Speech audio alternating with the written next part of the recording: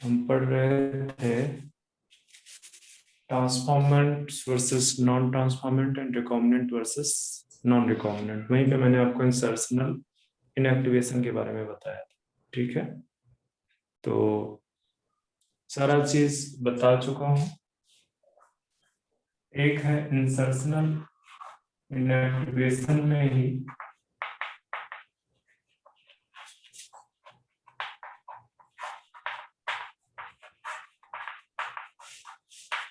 एक है blue white screen. Blue white screen actually कुछ वेक्टर्स में लाइक पक18, कुछ वेक्टर्स में पक18 में जो सेलेक्टेबल मार्कर है, मार्कर में एक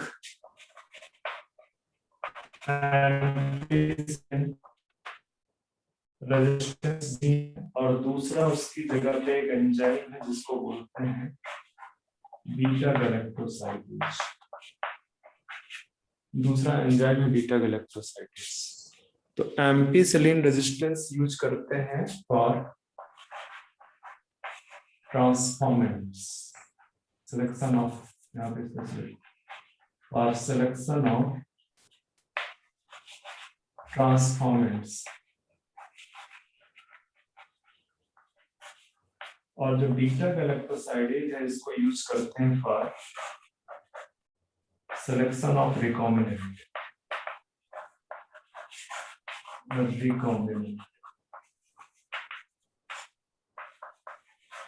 यहाँ पे क्या होता है कि जो बीटा गैलेक्टोसाइडेज है, मतलब ये वेक्टर है, वेक्टर में जो बीटा गैलेक्टोसाइडेज जीन है उसके बीच में अपना जीन ऑफ इंसर्ट हमने डाल दिया। ठीक है, उसके बीच में हमने जीन ऑफ या पैसेंजर डीएनए वो डाल दिया है। ठीक है, तो जो beta galactosidase, actually beta galactosidase, उसका अपना फ्रेम चेंज हो जाएगा, इनएक्टिव हो जाएगा। ठीक है, तो ये बीटा गैलेक्टोसाइडेज बेसिकली क्या हो जाएगा, इनएक्टिव हो जाएगा। और अगर ये इनएक्टिव हो गया तो ये एंजाइम काम करना बंद कर देगा। ये एंजाइम, ठीक है, ये एंजाइम बनेगा नहीं, no synthesis of enzyme, no synthesis of enzyme. बात समझ में आ रही है? कितने बच्चे हैं अभी?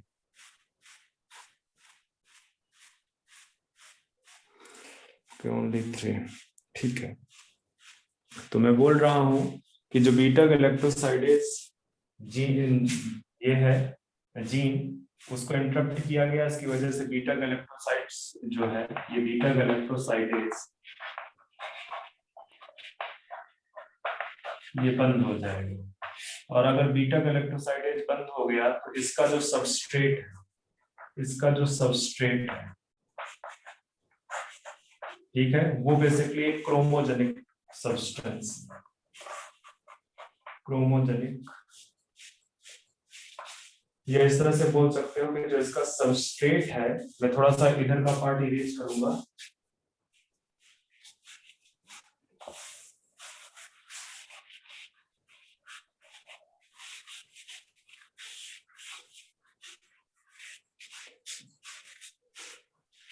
वो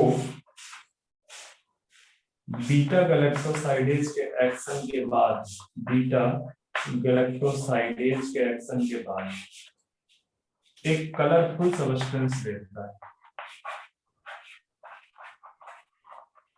कलरफुल सब्सटेंस। ठीक है, तो अगर बीटा गैलेक्टोसाइडेज नहीं बन रहा है, ठीक है, अगर ये नहीं बन रहा है तो इस सबस्ट्रेट पे इसका एक्शन नहीं होगा और ये कलरफुल सबस्ट्रेट नहीं देगा।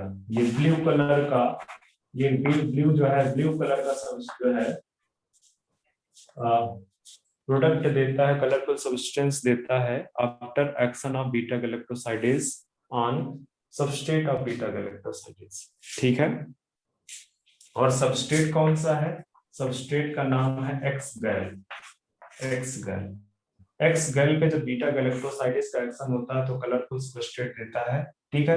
अब बेसिकली बीटा गैलेक्टोसाइडेज तो बन ही नहीं रहा है, तो बेसिकली यहाँ पे कलरफुल सबस्ट्रेट भी नहीं आएगा, नहीं आएगा। तो आप अगर अपने एनसीईआरटी में देखोगे, यहाँ पे इस केस में जो है एक जो है क्या कहते हैं, यहाँ पे सिलेक्शन के लिए blue white screening, blue white screening use किया जाता है। तो ये ब्लू व्हाइट स्क्रीनिंग किसके सिलेक्शन के लिए है?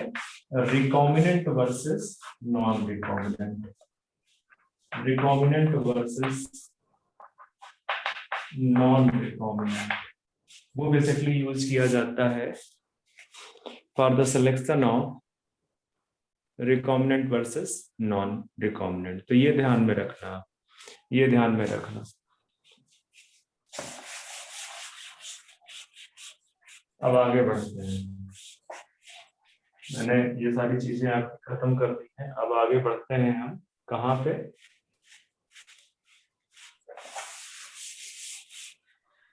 ट्रांसफॉर्मेशन के टाइप्स जो है, डिफरेंट टाइप के जो ट्रांसफॉर्मेशन, डिफरेंट टाइप के जो ट्रांसफॉर्मेशन। मैंने आपको क्या बोला था अभी कुछ देर पहले?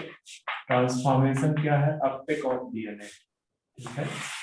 या ट्रांसफर, सीधे सीधे बोल सकते हो आप, ट्रांसफर ऑफ डीएनए, ठीक है। Transfer of DNA in host cell, उसको बोलते हैं ट्रांसफॉर्मेशन, ठीक है। अब ये जो ट्रांसफॉर्मेशन है बेसिकली दो टाइप का हो सकता है, हम स्टडी के पर्पस से इसको दो टाइप का बोल देते हैं। एक बेसिकली डायरेक्ट मेथड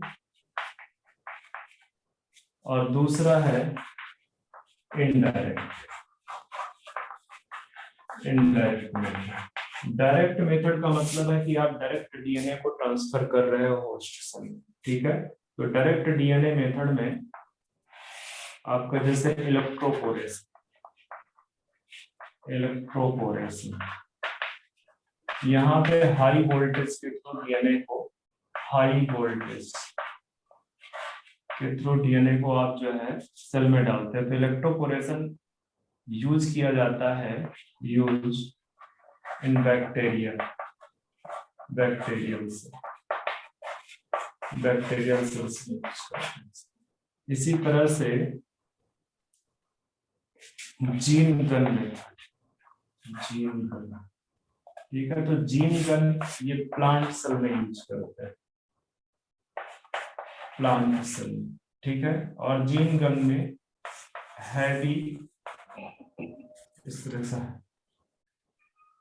क्या बोल सकते हो, DNA coated with heavy metal like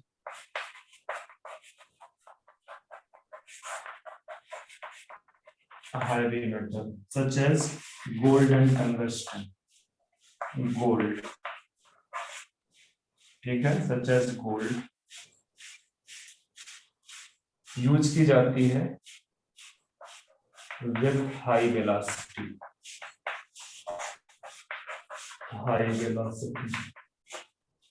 इसी तरह से जीन गन मेथड इलेक्ट्रोपोरेशन एक और है माइक्रो इंजेक्शन, माइक्रो इंजेक्शन, ठीक है। मैं इसको इरेज कर देता हूँ जरा सा, थोड़ा मेरे को स्पेस मिल जाए।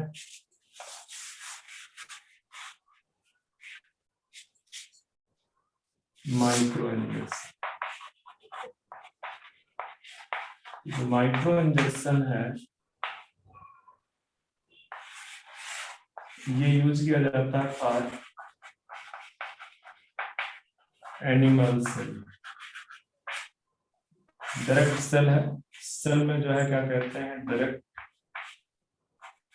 इस तरह से डीएनए इंजेक्ट कर दिया जाता है, ठीक है, डीएनए इंजेक्ट कर दिया जाता है। इसी तरह से कुछ और भी मेथड है like liposomal method, liposome mediated transformation, liposome mediated transformation. तो लाइपोसोम में लाइपोसोम यूज लिपिड के वेसिकल्स यूज किए जाते हैं, lipid vesicles coated with DNA, coated with DNA, ये यूज किए जा सकते हैं। ये भी बेसिकली फॉर प्लांट सेल। इसी तरह से chemical mediated method, chemical mediated method, for example such as PEG, polyethylene glycol, ये भी प्लांट्स के लिए ही यूज किया जाता है, प्लांट के लिए यूज किया जाता है फॉर प्लांट्स, ठीक है, for plant cell, plant cell के लिए यूज करते हैं। तो ये बेसिकली तो हो गए डायरेक्ट ट्रांसफर वाले, जहां पे डायरेक्ट ट्रांसफर होता है, ठीक है। अब इसके बाद आता है इनडायरेक्ट मेथड, जो कि बेसिकली वेक्टर मीडिएटेड मेथड, और वेक्टर मीडिएटेड मेथड मैंने आपको डिटेल में बताया, पर ट्रांसफॉर्मेशन, हेलो, यस सर। बीच में बच्चे किसी की आवाज है? चलो सेंटर में होगा। ओके, तो इनडायरेक्ट मेथड में बच्चे, इनडायरेक्ट मेथड में vector mediated method, vector mediated method, ठीक है। तो वेक्टर मीडिएटेड मेथड में आपका एनसीईआरटी में उसी के लिए ट्रांसफॉर्मेशन टर्म यूज किया हुआ है, ठीक है, वेक्टर टर्म मीडिएटेड मेथड। यहाँ पे पहले सेल्स को कॉम्पिटेंट बनाया जाता है, ठीक है, होस्ट सेल्स।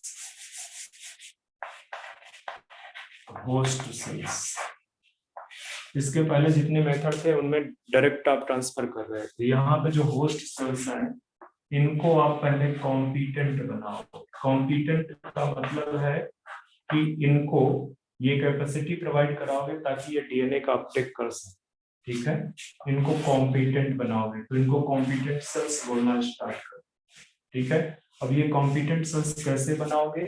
जो होस्ट सेल है, ठीक है, होस्ट सेल, इसको आप कैल्शियम क्लोराइड से ट्रीटमेंट दोगे, कितना? 0.1 मोलर कैल्शियम क्लोराइड,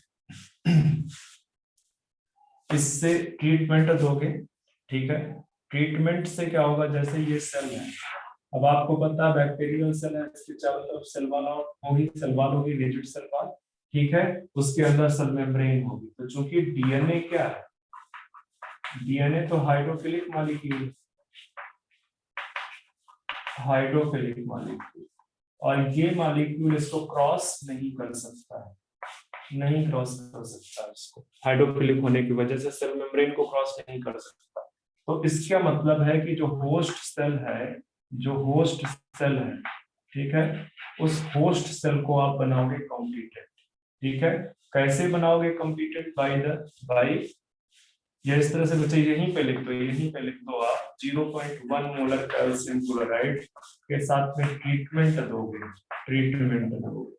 तो इस ट्रीटमेंट से होस्ट सेल चेंज हो जाएगी कॉम्पिटेंट सेल, ठीक है। इसका जो सेल मेम्ब्रेन है वहां पे कैल्शियम डिपॉजिट हो जाएगा पूरी मेम्ब्रेन में, और उसकी वजह से परमिबिलिटी चेंज हो। तो आपने इन सेल्स को कॉम्पिटेंट बनाया है, ये नेचुरल कॉम्पिटेंट सेल नहीं थी, इनको आपने कॉम्पिटेंट बनाया है।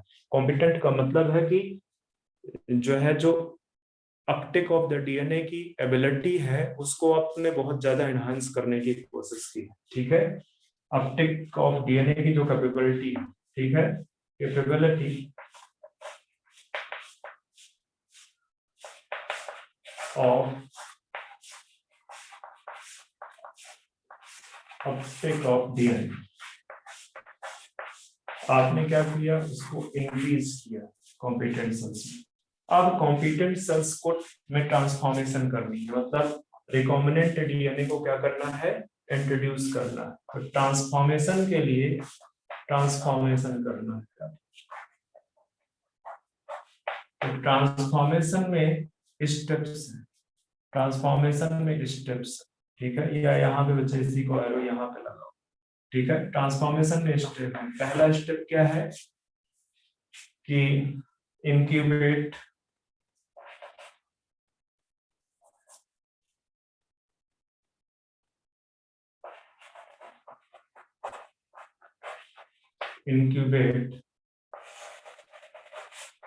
competent cells with DNA। जिस डीएनए के साथ आप उसको जो है क्या कहते हैं ट्रांसफॉर्म करना चाहते हो, उसको साथ उसको इंक्यूबेट करो इन आइस में। फिर इसके बाद क्या करना है आपका, गिव हीट्स ऑफ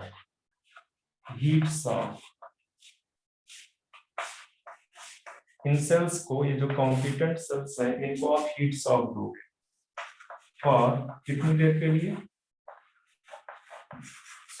90 सेकेंड। ठीक है, इसके बाद आप इसको वापस से आइस में रख दोगे। ठीक है,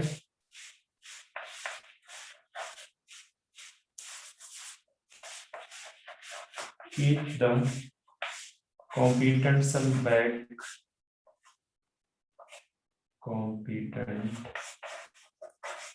cells back in ice, दोबारा से वापस आइस पे रख दो। ठीक है, आइस। तो ये है बेसिकली ट्रांसफॉर्मेशन का मेथड। ये पहले आप उनको इंक्यूबेट करो आइस में, इसके बाद उसको हीट सॉक दो। ठीक है, कि हीट सॉक फॉर 96, ये जरूरी है, ये मैंने मेन स्टेप ही भूल गया था। कितनी डिग्री सेल्सियस, ये बहुत इंपॉर्टेंट पॉइंट कि 42 डिग्री सेल्सियस पे आपको हीट सॉक देना है, इसके बाद वापस से आइस में रख देना है। ठीक है, इसके बाद उसमें न्यूट्रिएंट मीडिया वायल में ऐड करो और उसको एक प्लेट पे जहां पे भी ग्रो कराना चाहते हैं वहां पे उनको सीड कर दो, वहां पे सीड कर दो। तो ये याद रखना, यहाँ पे ये मेथड है कि सबसे पहले आप इंक्यूबेशन कर रहे हो डीएनए के साथ में, फिर हीट सॉक दे रहे हो वो भी 42 डिग्री सेल्सियस पे, और फिर वापस से आइस में रख रहे हो। तो ये मेथड आप ध्यान में रखना जरा सा। ठीक है, ये मेथड आप ध्यान में रखना।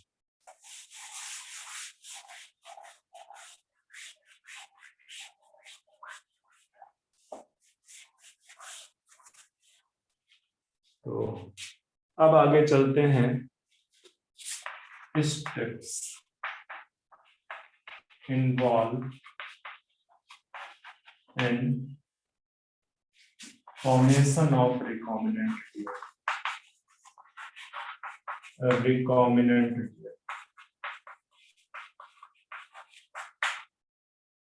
रिकॉम्बिनेंट डीएनए के फॉर्मेशन में जो स्टेप इन्वॉल्व है उनकी बात करने जा रहे हैं। ठीक है, बाकी मैंने आपको सारा कुछ कर दिया है, बता दिया है, या इसको आप इस तरह से भी बोल सकते हो, process of recombinant DNA technology.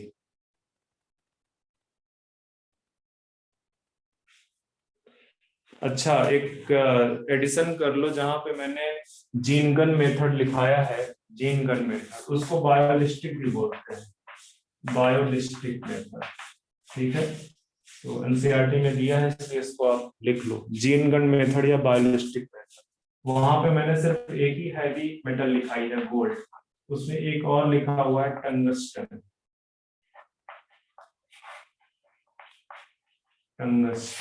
ठीक है, तो गोल्ड एंड टंगस्टन ये एडिशन कर लो। ठीक है, बायोलिस्टिक मेथड या gene gun method, high velocity से बेसिकली बम्बार्डमेंट करते हैं डीएनए कोटेड गोल्ड और टंगस्टन हैवी मेटल पार्टिकल्स का। ठीक है, चलो, step involves in formation of recombinant DNA या process of recombinant DNA technology, ये भी बोल सकते हो। इस हेडिंग को चेंज कर सकते हो, इसमें यहाँ पे ये भी लिख सकते हो, process of recombinant DNA technology, recombinant DNA technology. ठीक है, अब सबसे पहला प्रोसेस इसका स्टार्ट होता है आइसोलेशन ऑफ डीएनए से। भाई डीएनए पे ही तो सारा काम कर रहे हो, तो आइसोलेशन ऑफ डीएनए से सबसे पहला स्टेप है आइसोलेशन ऑफ जेनेटिक मटेरियल। ठीक है, वैसे ज्यादातर केस में डीएनए तो फर्स्ट स्टेप है इसका आइसोलेशन ऑफ जेनेटिक मटेरियल। आपको पता है मोस्ट ऑफ द केसेस पे आरएनए वायरसेस को छोड़ के जेनेटिक मटेरियल आपका डीएनए ही होता है। तो बेसिकली हम डीएनए की बात करने जा रहे हैं, ठीक है। तो जेनेटिक डीएनए की आइसोलेशन की बात करें तो ये सपोज कर लो आपकी सेल, अब ये कोई भी सेल हो सकती है, ये आपका प्लांट सेल हो सकता है, ये आपका बैक्टीरियल सेल हो सकता है, ये आपका एनिमल सेल हो सकता है, या ये आपका फंगल सेल हो सकता है, फंगल सेल। अब आपको याद होगा मैंने लाइसिस के लिए बताया था कि डिफरेंट एंजाइम्स, तो लाइसिस के लिए इसको आप एंजाइम्स दोगे जो मैंने लिखा है, और लाइसिस ऑफ सेल वॉल, वो चाहे प्लांट सेल है तो यहाँ पे सेलुलोज आ जाए, अगर एनी बैक्टीरियल सेल है तो यहाँ पे लाइसोजाइम आ जाए,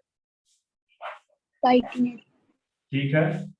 एनिमल सेल्स है तो लाइपेज वगैरह, हेलुरोनिडेज वगैरह आ जाएंगे, ठीक है। फंगल सेल है तो काइटिनेज वगैरह आ जाएंगे, तो आप लिख लेना, ठीक है। मेरा पर्पस सिर्फ बताने का है कि क्या हुआ। इसकी लाइसिस है तो ये सेल वॉल ब्रेक कर जाएगा, इसका सेल वॉल ब्रेक कर जाएगा तो न्यूक्लिक एसिड निकल के बाहर आ जाएगा, ठीक है। मतलब कि एक जो वायल है हमारे पास, वायल,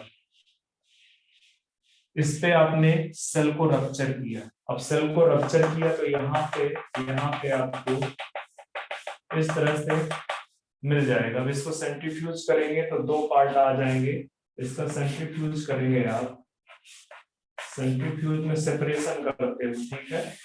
तो आपको यहाँ पे एक तो डेब्रिस मिल जाएगा, डेब्रिस सेल का, जो सेल वॉल का डेब्रिस है। ऊपर से आपको यहाँ पे सुपरनेटेंट मिल जाएगा जो लिक्विड होगा, सुपरनेटेंट, और यहाँ पे मिल जाएगा आपको सेल डेब्रिस, सेल डेब्रिस। तो इससे कोई मतलब नहीं है, सुपरनेटेंट निकाल लेंगे, सुपरनेटेंट को क्या करेंगे, निकाल लेंगे, ठीक है। जो लिक्विड वाला पार्ट है सुपरनेटेंट, उसको आप निकाल लोगे, और निकालने के बाद आप क्या करोगे, ठीक है, सुपरनेटेंट को, यहाँ पे जो सुपरनेटेंट, अब इसमें अकेले ऐसा तो नहीं है कि अकेले इसमें आपका डीएनए ही, इसमें बहुत सारे हैं, डीएनए, आरएनए, जो भी हल्के पार्टिकल्स है सब है। मैं मान लेता हूँ कि अभी फिलहाल है तो बहुत सारे, पर सिर्फ इतना ही लिखना, डीएनए, आरएनए और प्रोटीन। क्योंकि मैंने यहाँ पे कोई वायरस तो लिया नहीं है, तो आरएनए जेनेटिक मटेरियल नहीं होगा, ना ही प्रोटीन की तो कोई बात ही नहीं। तो इसको ट्रीटमेंट दोगे आप, इसको ट्रीटमेंट दोगे आरएनए एंड प्रोटीन्स। अब आपको ये मुझे बताने की जरूरत नहीं है कि मैं आरएनए प्रोटीन्स से ट्रीटमेंट क्यों दे रहा हूँ, क्योंकि मैं चाहता हूं कि मैं आरएनए को भी कैंसिल कर दूं, मैं प्रोटीन्स को भी कैंसिल कर दूं, मतलब कि प्यूरिफिकेशन ऑफ डीएनए में करना चाह रहा हूं, ठीक है। मैं डीएनए को प्यूरिफाई करना चाहता हूं। तो अब यहाँ पे जो वायल बची है इसमें डीएनए, ठीक है, यहाँ पे डीएनए भरा हुआ है। अब क्या करना है कि इस डीएनए को हमें सेपरेट करना है, तो अब लिक्विड वाली स्टेज से बाहर निकाल के लाना है। तो यहाँ पे हम डालेंगे चिल्ड एथेनॉल, और चिल्ड एथेनॉल क्या करेगा, ये प्रेसिपिटेट करवा देगा, प्रेसिपिटेस,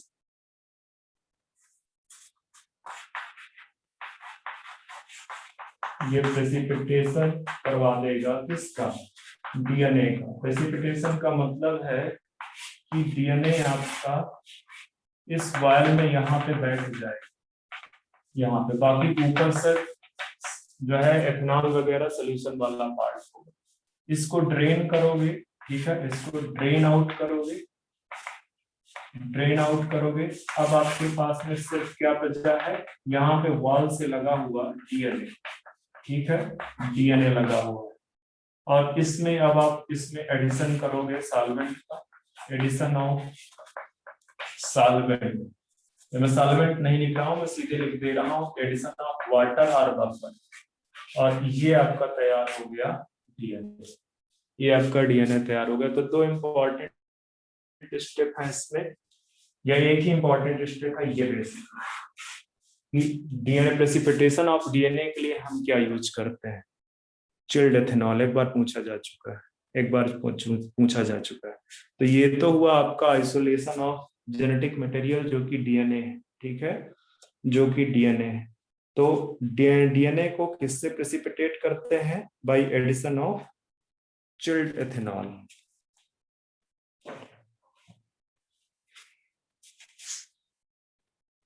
हो गया? Yes sir.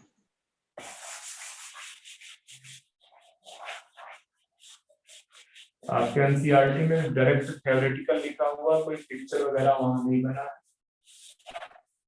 आपको शायद थोड़ा सा इजी होगा इमेजिन करने में, ठीक है। पिछले साल एक क्वेश्चन आया था स्पूलिंग, ठीक है, स्पूलिंग। तो आप आपके पास अगर एनसीईआरटी है तो आप एनसीईआरटी पे देखो, एनसीईआरटी पे आपका पेज नंबर 201 पे फिगर बना हुआ है, ठीक है। DNA that separate out can be removed by spooling, वहां पे लिखा हुआ है, ठीक है।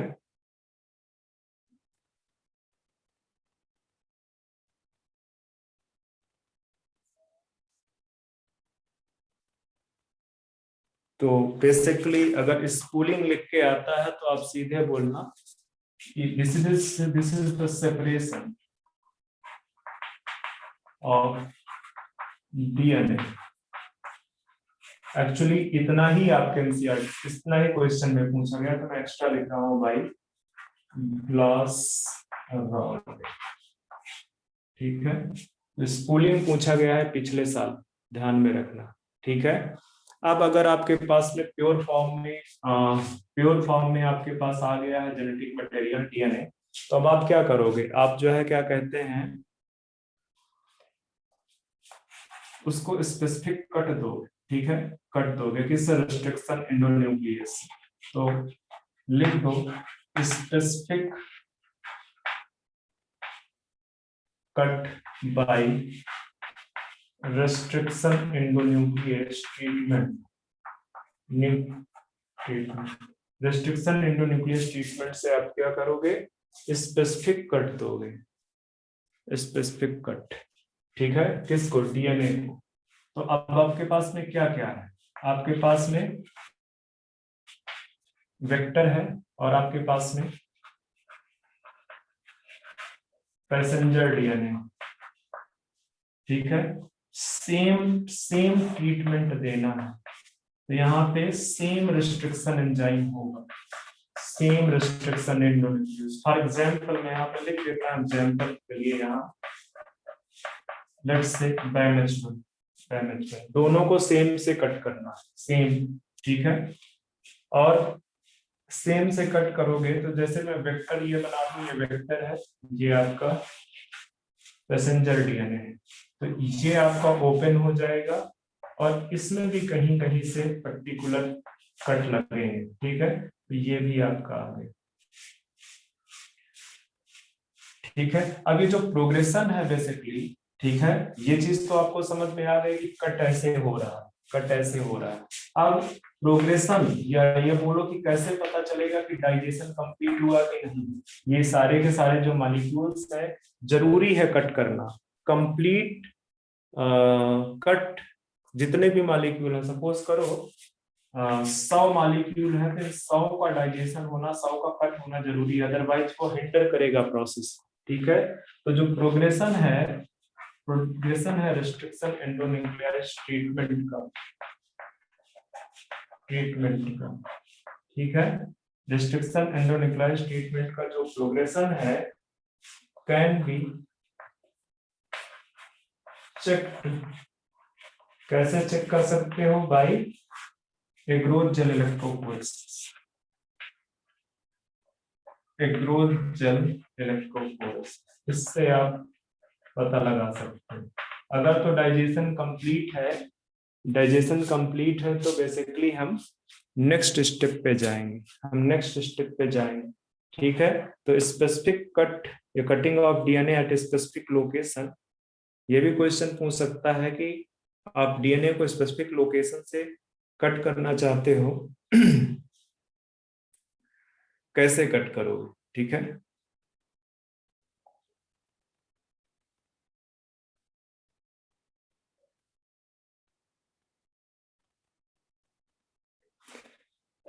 तो स्पेसिफिक लोकेशन से कट करने के लिए आपके पास में क्या प्रेजेंट है, ये बेसिकली स्पेसिफिक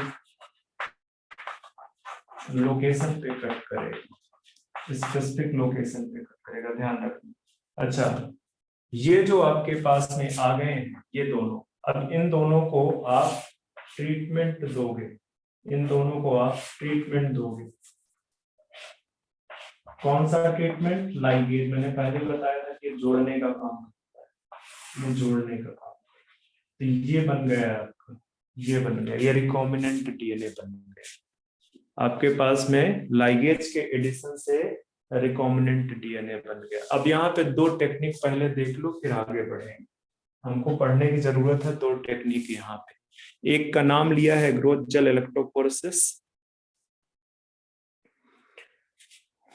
कॉपी हो कर लिया हो तो आगे बढ़े बच्चे। यस सर हो गया।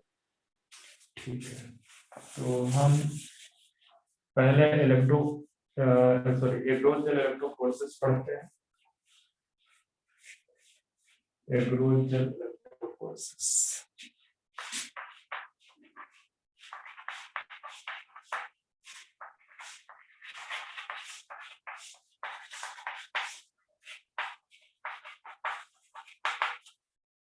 जो ग्रोथ जेल इलेक्ट्रोफोरेसिस है, this technique is used for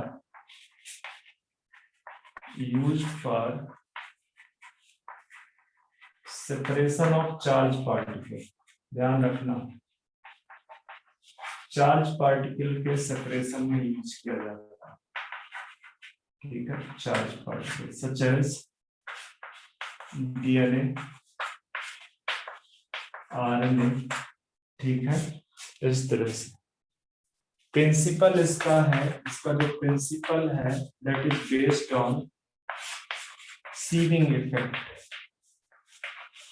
sieving effect of agarose gel. Agarose gel में जो पोर्स है उसका जो सीविंग इफेक्ट है उस पे बेस्ड है, उस पे बेस्ड है, ठीक है। अब यहाँ पे करते क्या है, यहाँ पे प्रिंसिपल में ही इसी प्रिंसिपल पे लिख दो, करते क्या है कि जैसे डीएनए के सेपरेशन की मैं बात कर रहा हूँ, ठीक है। Charge particles are forced to move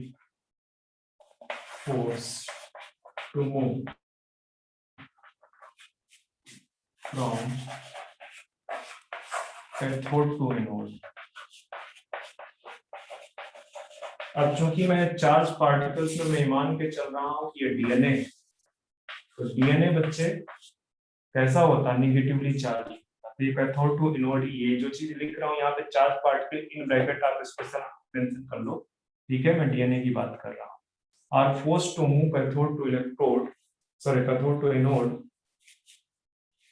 under the influence of electric field, under the influence of electric field, electric field के इन्फ्लुएंस पे, ठीक है। जो चार्ज पार्टिकल डीएनए है उसको फोर्स किया जाता है move from cathode to anode under the influence of electric field. And जो सेपरेशन होगा सीविंग इफेक्ट का, ठीक है, मतलब जो उसके पोर का साइज है उस पे बेसिकली डिपेंड करेगा, उस पे बेसिकली डिपेंड करे। तो जो सेपरेशन है चार्ज पार्टिकल्स का वो तो सेव साइड आपका कैथोड टू एनोड होगा डीएनए, बट जो सेपरेशन है, separation of DNA depends on size of DNA, size of DNA, ठीक है। तो बेसिकली लार्जर जो है, लार्जर इस तरह से आप लिख सकते हो, स्मॉलर लिखो, स्मॉलर molecules move faster, वो फास्टर मूव करेंगे देन किससे, लार्जर वन। ठीक है, मतलब कहने का कि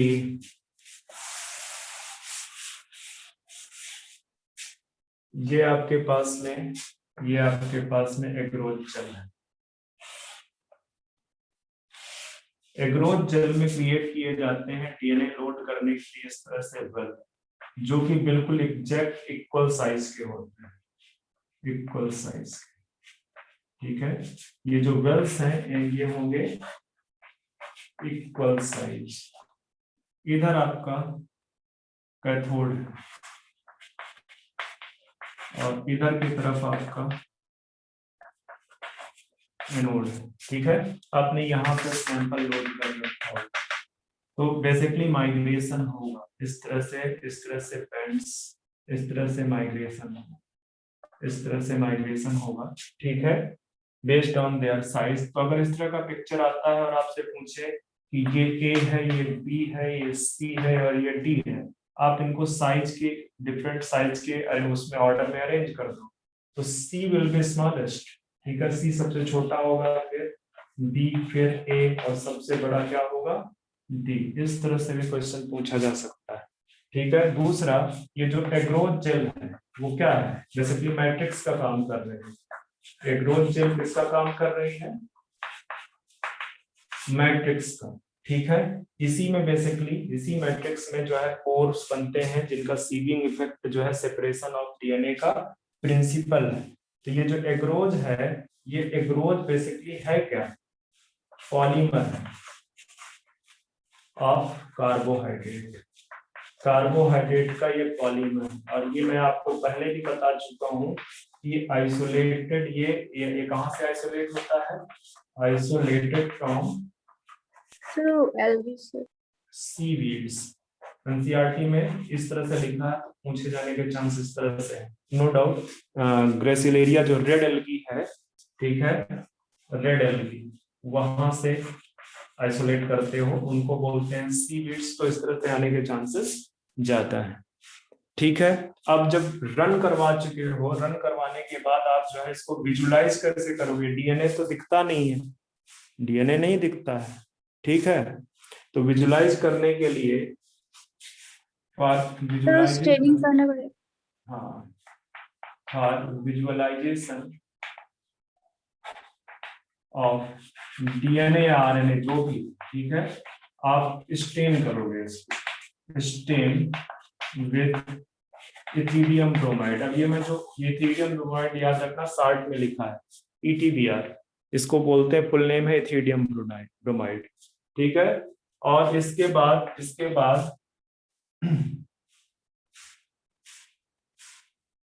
golden colour band appear, golden color band appear in UV light, ultraviolet light पे दिखेंगे, ऐसे नहीं दिखे। ठीक है, golden colour bands appear in UV light. तो स्टेनिंग में आरएनए में कई बार एजेंट ऑरेंज कह रहा हूँ, ऑरेंज ग्रीन करके डाइस हैं कुछ, वो यूज होते हैं, पर इथीरियम ब्रोमाइड इक्वली गुड। ठीक है, for both DNA and RNA. ठीक है, डीएनए एंड आरएनए। एक्चुअली जो इथीरियम ब्रोमाइड है, जैसे ये डीएनए है, तो यहाँ पे जो है ग्रुप्स हैं, स्पेशली मेजर ग्रुप्स, वहां पे जाके इंटरकैलेट कर जाती है इथीरियम ब्रोमाइड। ठीक है, और जब आप इसमें यूवी लाइट डालते हो तो वो इथीरियम ब्रोमाइड का कलर है जो है वो दिखता है। ठीक है, डीएनए नहीं दिख रहा, वो इथीरियम ब्रोमाइड आपको दिख रहा है। तो ये तो हुआ आपका एक ग्रोथ जेल्स इलेक्ट्रोफोरेसिस, जो कि यूज होती है for separation of charge particle, and the separation is based on the size, principal receiving effect। ठीक है, तो ये सारा कुछ अरेंज कर दूं। ये सर हो गया। ये तो आपका हो गया ग्रोथ जेल इलेक्ट्रोफोरेसिस। अब एक और टेक्निक है यहाँ पे, PCR, पॉलीमरेज चेन रिएक्शन। इसको शार्ट में बोलते हैं पीसीआर। हालांकि एक और नाम है इसका, पीपल्स चॉइस रिएक्शन, ये भी पीपल्स चॉइस रिएक्शन, या इसी को बोलते हैं थर्मल साइक्लर। मशीन का नाम है हालांकि थर्मल साइक्लर। मेन चीज है कि ये टेक्निक यूज की जाती है, use for amplification of DNA molecule, amplification of DNA. ठीक है, अगर आपको डीएनए मॉलिक्यूल को एम्प्लीफाई करना है तो आप इस टेक्निक का यूज करते हो। ठीक है, इसमें रिक्वायर्ड मटेरियल क्या क्या है ये देख लेते हैं। रिक्वायर्ड मटेरियल,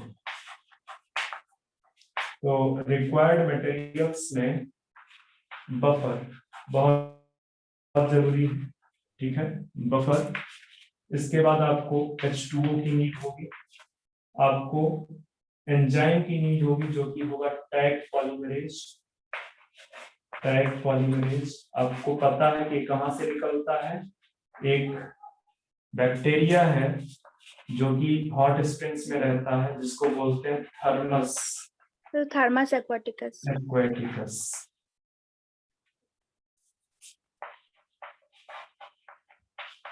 और भी बहुत सारे हैं, लाइक विंड पॉलीमरेज है, पायरोकोकस फ्यूरियोसस से निकलता है एक, पायरो करके नाम मेरे दिमाग से निकल गया, बट आप इसी पे कंसंट्रेट करना। ये जो डीएनए जो टैग पॉलीमरेज है, ये क्या है बेसिकली, ये डीएनए पॉलीमरेज। ठीक है, डीएनए पॉलीमरेज। इसके अलावा आपको जरूरत पड़ेगी प्राइमर। आप रेप्लिकेशन याद करो, सब कुछ समझ में आ जाएगी। प्राइमर की जरूरत पड़ेगी आपको। सबस्ट्रेट के लिए आपको डीएनटीपीज की जरूरत पड़ेगी, और आपको पता है कि जो डीएनटीपीज हैं ये दो तरह से काम करती हैं। एक तो ये सबस्ट्रेट की तरह काम करती है, सबस्ट्रेट की तरह काम करती है, दूसरा source of energy sir. Energy है। ठीक है, मेरे पास स्पेस नहीं है, मैं 60 में लिख रहा हूँ। ठीक है, सोर्स ऑफ एनर्जी है। तो ये सारे आइटम्स चाहिए, और छोटी छोटी माइक्रो सेंट्रीफ्यूज ट्यूब्स हो, माइक्रो सेंट्रीफ्यूज ट्यूब। इन माइक्रो सेंट्रीफ्यूज ट्यूब में सब चीज डाल दिया जाता है, लास्ट में एडिशन होता है एंजाइम। ठीक है, और इसको फिर थर्मल साइक्लर में या पीसीआर मशीन में इसको फिर रख दिया जाता है। आप सारा कुछ, ये जो आइटम है, ये जो आइटम है सब कुछ इस वाल्व के अंदर डाल दोगे। ठीक है, इसके बाद इसको थर्मल साइक्लन में रख दोगे। तो थर्मल साइक्लन, इसके बाद आपको यहाँ पे 3 स्टेप्स दिखेंगे, 3 स्टेप्स। ठीक है, कौन कौन से, एक तो आपका डीनेचुरेशन होगा। सबसे पहले जो टेम्पलेट है, हाँ एक चीज भूल गया बच्चे, बड़ी इंपॉर्टेंट है, बिना टेम्पलेट डाले, मतलब DNA molecule, parent DNA molecule तो आप डालोगे ना, टेम्पलेट डीएनए,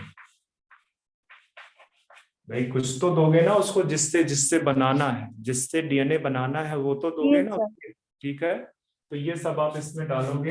तो 3 स्टेप है। अब ये जो टेम्पलेट डीएनए है, वो टेम्पलेट डीएनए आपका इस तरह से डबल स्टैंडर्ड फॉर्म में है, इस तरह से, इस तरह से। तो इसको आपको ब्रेक करना पड़ेगा, मतलब डीनेचर करना पड़ेगा इसको। तो उसके लिए स्टेप होता है डीनेचुरेशन, और डीनेचुरेशन के लिए जनरली टेम्परेचर लिया जाता है 94 डिग्री सेल्सियस। अच्छा, जब ये ओपन हो जाएंगे, सपोज कर लो, चलो मैं बताता जाता हूँ, ये पार्ट तो आपने कर लिया ना। Yes sir.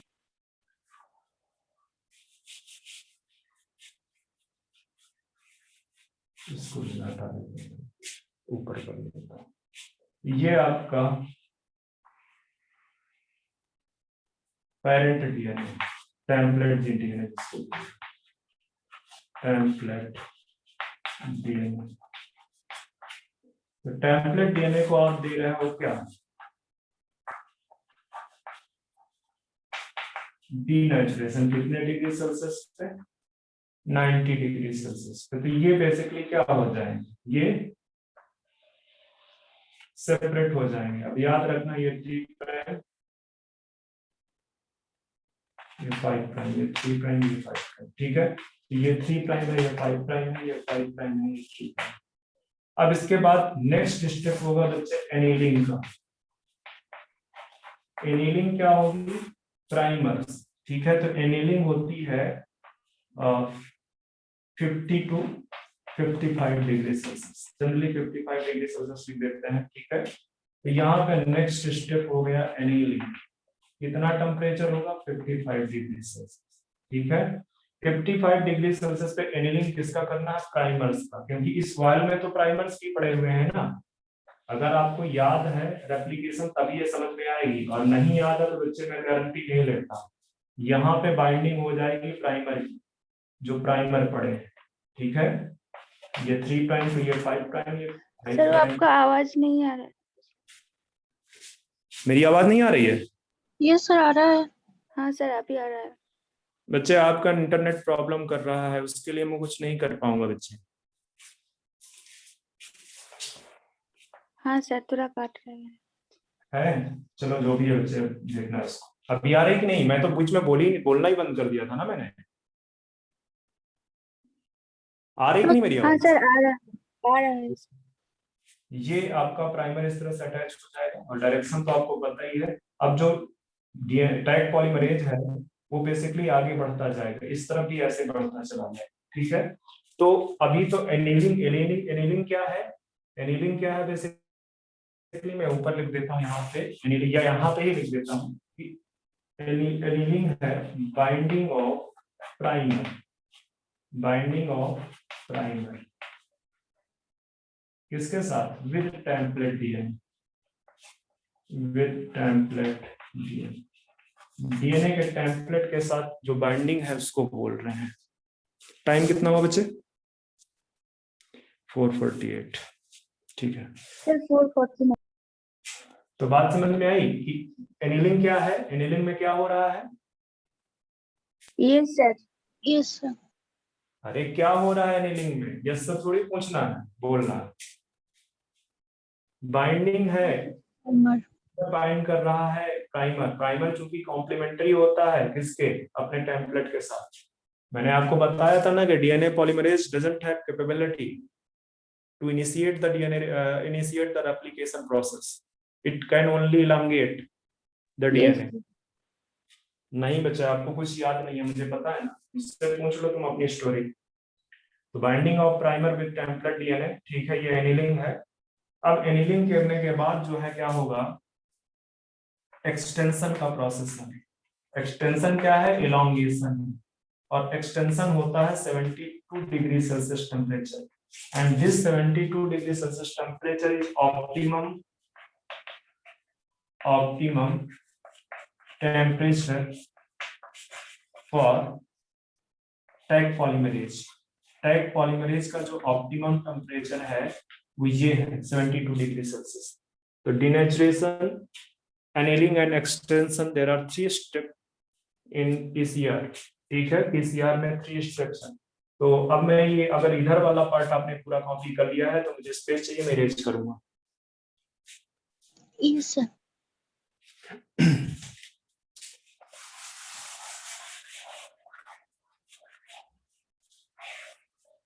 अब उसके नीचे ही आप कंटिन्यू रहना, मुझे तो स्पेस चाहिए तो मैं यहाँ पे आ गया, ठीक है। ये बेसिकली नेक्स्ट स्टेप में ये आपका 3 प्राइम, ये आपका 5 प्राइम, यहाँ पे भी आपका ये आपका 5 प्राइम, ये आपका 3 प्राइम, एक बार यहाँ से प्राइमर बाइंड किया हुआ है। यहाँ से बेसिकली इस तरह से अपना कॉम्प्लीमेंट्री बनाता चला, यहाँ पे भी बिल्कुल ऐसे इस तरह से बनता चला, ठीक है। ये आपका 5 प्राइम टू 3 प्राइम हो जाएगा, ये आपका 5 प्राइम टू 3 प्राइम हो जाएगा, ठीक है।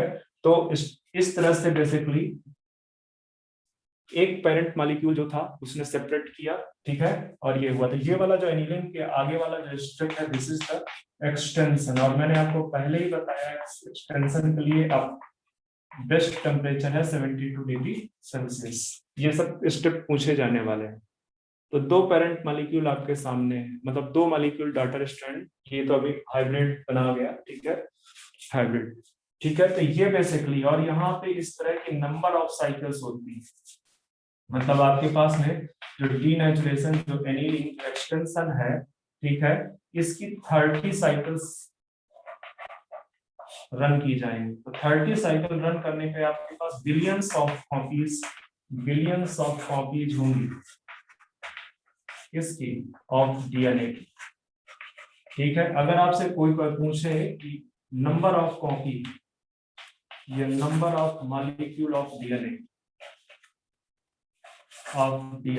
After N cycle,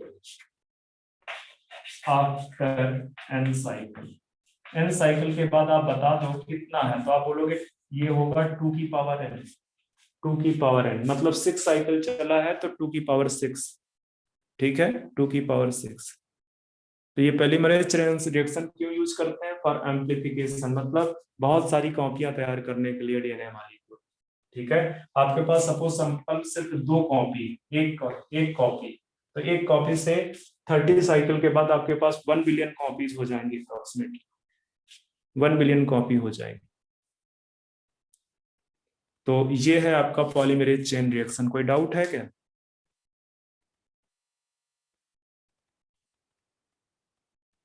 no sir. ठीक है, तो जो दो टेक्निक बीच में आई उनको मैंने कवर कर लिया, hydrogel electrophoresis and polymerase chain reaction.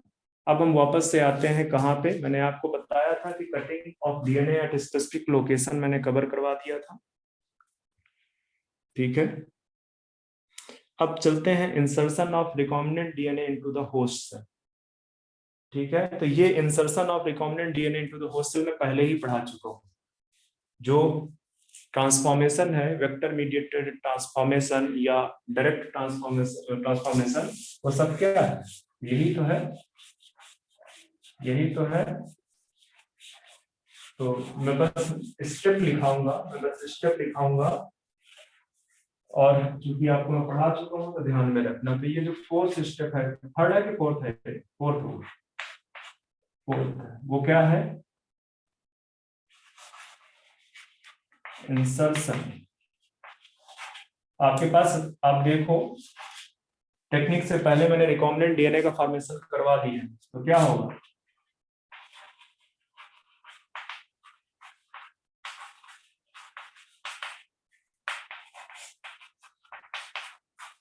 Unsuitable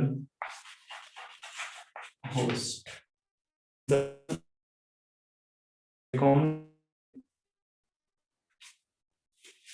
unsuitable host cell basically, या ऑर्गेनिज्म से रिलेटेड, ठीक है। ये स्टेप्स मैंने आपको बता रखा है, मुझे नहीं बताना। इसके बाद आपका नेक्स्ट स्टेप है, क्या दिया हुआ है यहाँ पे, obtaining the foreign gene product, obtain the foreign gene product.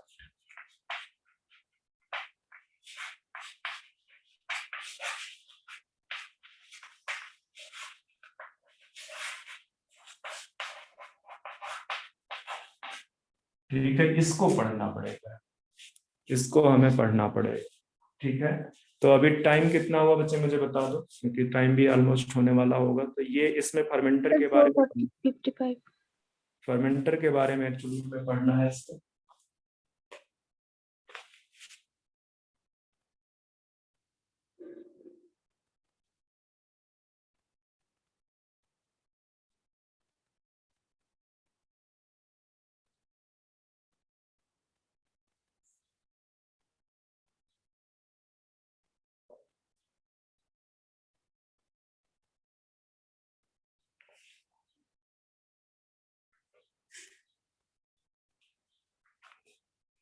बच्चे आज खत्म करते हैं, नेक्स्ट वाला ये जो पार्ट है नेक्स्ट लेक्चर पे करेंगे। एक 15 से 20 मिनट के अंदर ये चैप्टर ओवर हो जाएगा, ठीक है। आज यहीं पे स्टॉप कर देते हैं, और फिर इसके बाद आपका बचेगा बायोटेक्नोलॉजी में जो एप्लीकेशन वाला, मतलब एक आपको लेक्चर चाहिए 1.5 आवर्स का, और ये यूनिट भी आपकी खत्म हो जाएगी 1.5 आवर्स में। और ये भी मैं बता देता हूँ कि मैंने जो पढ़ा दिया है आपको उसके अंदर ही आएगा सारा। हाँ, एनसीईआरटी आप रीड करना, वो आपका फ्लुएंसी क्रिएट करेगी, आपकी इमेजिनेशन को बढ़ाएगी। ठीक है, तो आप जो है क्या कहते हैं, नेक्स्ट जो भी लेक्चर हमारा साथ, पता नहीं मैं कल लेक्चर लूंगा, कल शायद नहीं लूंगा मैं। ठीक है, तो जो थर्सडे वाला है, थर्सडे वाले लेक्चर में आपका ये खत्म हो जाएगा ये चैप्टर। फिर हम फ्राइडे तक human health and disease over कर देंगे, ह्यूमन हेल्थ एंड डिजीज पूरी तरह से ओवर कर देंगे। और इसके बाद फिर हमारा बचेगा, सिर्फ छोटे छोटे चैप्टर्स बचेंगे जो बड़ी स्पीड में निकलेंगे। ठीक है, स्टिल मैं आपको बता देता हूँ कि मैं आपका सारा चीज XYZ, अभी भी जो भी नोट्स मैं दे रहा हूँ आपके क्वेश्चन वहीं से निकल जाएंगे सारे। ठीक है, तो ये जो फॉरेन जीन प्रोडक्ट है, इसमें मोस्ट इंपॉर्टेंट पार्ट है क्या, फर्मेंटर। ठीक है, तो फर्मेंटर के बारे में हमने 15 मिनट का डिस्कशन करना है, काफी बड़ा टॉपिक है तो हम पूरा कर लेंगे। ठीक है, एंड टाइम से खत्म हो जाएगा। एंड आई थिंक अगर आज मेरी न्यूज सही है, गूगल न्यूज में देख रहा था कुछ, तो आपका जो एग्जामिनेशन है वो शायद सितंबर शिफ्ट हो रहा है। मैं आई एम नॉट श्योर, ये गूगल की न्यूज है। आप में लोगों में से पता है क्या किसी को कुछ? Okay sir. No sir. तो मैं भी श्योर नहीं हूँ बच्चे, मैं भी श्योर नहीं हूँ, बट मैं कहीं पे देख रहा था गूगल न्यूज वगैरह में। जरूरी नहीं है, तो आप तो अगस्त के हिसाब से ही प्रिपेयर करो, अगस्त के हिसाब से, क्योंकि अगर केसेस डाउन हो गए तो माइट भी चांसेस ये करवा भी दें एग्जाम। तो बस मेहनत करते रहो, फिलहाल आज के लिए इतना है। सर वो बायोलॉजिकल क्लासिफिकेशन से कुछ डाउट था। बच्चे पूछो। सर वो आपका नोट्स में, सर मैं हाँ भूल हाँ, गई थी। पूछो।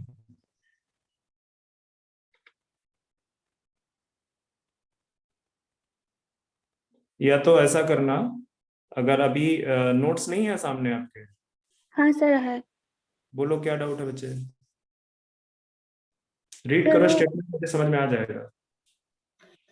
सर वो आपने लिखा था कि वो हेलोफाइलस जो बैक्टीरिया था उसमें से सर केमो हेटेरोट्रॉप्स था और थार्मो एसिडोफाइलस था वो केमो ऑटोट्रॉप्स था। सर वो केमो हेटेरोट्रॉप्स और ऑटोट्रॉप्स वो क्या था, एक बार बोल दीजिए ना। हाँ, आप हेलो फाइल्स की बात कर रहे हो ना, इसी की बात कर रहे हो ना? हेलो, बच्चे आपकी आवाज नहीं आ रही मुझे। Yes sir, yes sir. Hello files की बात कर रहे हो, तो हेलो फाइल्स बच्चे, ये बेसिकली देखो, आप अगर आप बोलते हो किसी को कि ये ऑटोट्रॉप्स, किसी को बोलते हो आप कि ये ऑटोट्रॉप्स, तो ऑटोट्रॉप्स होने के लिए उनको करना चाहिए सर क्या, आपका आवाज नहीं आ रहा है। आवाज नहीं आ रही है? यस सर आ रहा है। हाँ सर अभी आ रहा है। अच्छा, तो मैं क्या बोल रहा हूँ कि ऑटोट्रॉप्स होने के लिए उसका क्या जरूरी है, उसका फूड बनाना जरूरी है या एटीपी सिंथेसिस जरूरी है? सर फूड फॉर्मेशन करना है। फूड फॉर्मेशन, ठीक है, फूड फॉर्मेशन होना चाहिए, मतलब फोटोसिंथेसिस का मतलब है कि फूड होना चाहिए, फूड बनना चाहिए। और अगर फूड नहीं बन रहा है तो वो ऑटोट्रॉप्स नहीं है, फूड नहीं बन रहा तो ऑटोट्रॉप्स नहीं है। ये बच्चे ये क्या करते हैं हालोफाइल्स, ये सनलाइट से सर वो ये सनलाइट से एटीपी प्रोडक्शन करता है। एटीपी बना लेता है और इसी एटीपी को डायरेक्टली यूज कर लेता है। ठीक है, इसी को क्या कर लेता है, डायरेक्टली यूज कर लेता है, तो इस वजह से इसको बोलते हैं कीमो हेटेरोट्रॉफ। और कई बार ये क्या करता है, ठीक है, कि जो है क्या कहते हैं, ये कहीं और से बेसिकली एनर्जी ले लेता है, इंफ्रारेड कहीं से मिल गई तो उस इंफ्रारेड को भी यूज कर लेता है as a energy source, as a energy source. ठीक है, तो इस वजह से वहां पे कीमो हेटेरोट्रॉफ लिखा हुआ होगा है एलोफाइल्स में। ओके सर समझ। ठीक है, यही लिखा है ना, ये हाँ कुछ सर और है? यही है ठीक है, सर, वो हेलोफाइल्स है chemo heterotrophs and thermo acidophiles है केमो ऑटोट्रॉप्स। ऐसे हाँ। था। दूसरा बच्चे, ये मैंने एक्स्ट्रा पढ़ाया था, आपके सर एनसीईआरटी के ऊपर है, तो इतना मतलब चांसेस माइट भी किसी का दिमाग घूम जाए तो कर डाल सकता, अदरवाइज चांसेस भी कम। ठीक है, सर और एक है सर वो फाइकोमाइसिटिस के अंदर वो जाइगोमाइसिटिस एंड ओमाइसिटिस था। तो सर वो जाइगोमाइसिटिस अब क्या बोले थे, जाइगोट फॉर्मेशन करता है उसके बाद स्पोर फॉर्मेशन करता है। जाइगोट, जाइगोमाइसिट्स, ओमाइसिट्स,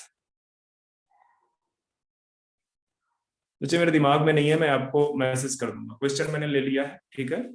मैं ओके आपको मैसेज कर दूंगा, ठीक है। दिमाग में मेरे अभी आ नहीं रही है बात। सर वो आपका बस यही है साइनोबैक्टीरिया। कि वो डायरेक्ट बेसिकली जाइगोट बनाएगा या बीच में इंटरमीडिएट स्टेज डाइकैरियोटिक स्टेज लाएगा, यही है ना क्वेश्चन आपका?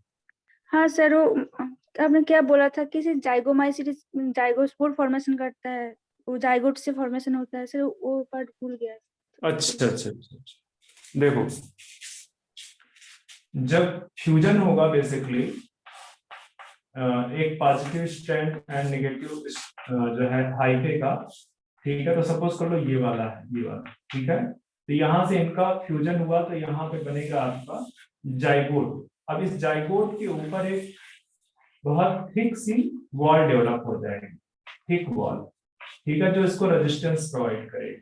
और इसी स्ट्रक्चर को बोलते हैं जाइगोस्पोर, ठीक है। तो जाइगोस्पोर, मैंने शायद ये बोला था कि आप जाइगोस्पोर को ये मत समझ पड़ना बैठना कि ये स्पोर है। This is not a spore, this is zygote, ठीक है।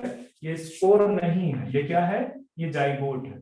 जब इसको फेवरेबल कंडीशन मिलेगी इस जाइगोस्पोर को, तो ये वापस से किसमें कन्वर्ट हो जाएगा, जाइगोट बनाएगा। मतलब जाइगोट तो है ही है, ये वापस से अपनी जो वॉल है उसको ब्रेक करेगा और इससे कंप्लीट ऑर्गेनिजम्स दे देगा। इससे क्या दे देगा, ये कंप्लीट ऑर्गेनिज्म दे देगा। Okay sir.